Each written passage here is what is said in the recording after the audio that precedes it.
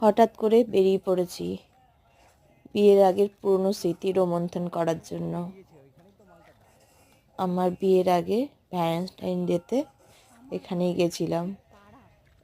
সন্ধ্যা হয়ে, এটা তো দুপুরবেলা, সন্ধ্যা হয়ে গেছিল। ওখান দিয়ে ফিরছিলাম, এখান দিয়ে, এই মাঠের মধ্যিখান দিয়ে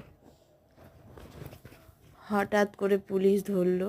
এখান দিয়ে যে দুপুরবেলা যাওয়া যায়, সন্ধেবেলা আসা যায় না, সেটা আমি জানতাম না। আমিও জানতাম না, আমার বড় জানতো না। এটা আমাদের অপরাধ হয়েছে, তাই ব্যাপারটা হয়ে গেছে। যাই হোক, গেলাম। এখান দিয়ে যাচ্ছিলাম বলে পুলিশ ধরলো, দাঁড়াতে। যাই হোক, করলাম, করে ম্যানেজ করে কোনো রকমে এসছিলাম।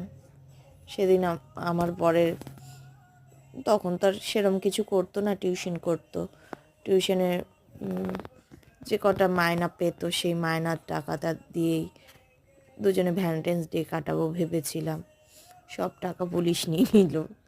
যাই হোক, এইভাবেই চলে আসলাম ছোটোখাটো কিছু খেয়ে বাড়ি। এই আর কি, রোমন্থন করে খুব ভালো লাগলো। অনেক বছর পরে একটা ছেলেকে বললাম, দেখ এখানে আমরা তো পাপার সাথে আমি ডেটে এসেছিলাম। এসব গল্প টল্প করলাম, করে ওকে ঘোরালাম ঠোরালাম। এবারে আমার ছেলে ঘোড়া চড়ছে। ও ঘোড়া চড়ার ইচ্ছে হয়েছিল, তাই ঘোড়া চড়ছে। একটু ভয়ও পায়, আর একটু জোরে চালাতে বলেছি, তাতেও ভয় পেয়েছে। তাও ঘোড়া চড়বো।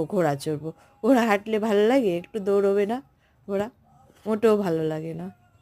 তাই এই যে এসে গেছে। এবারে ঘোড়াকে খাওয়াতে গেছে চিপস। দেখুন চিপস খাচ্ছে, ভয় পাচ্ছে দেখুন।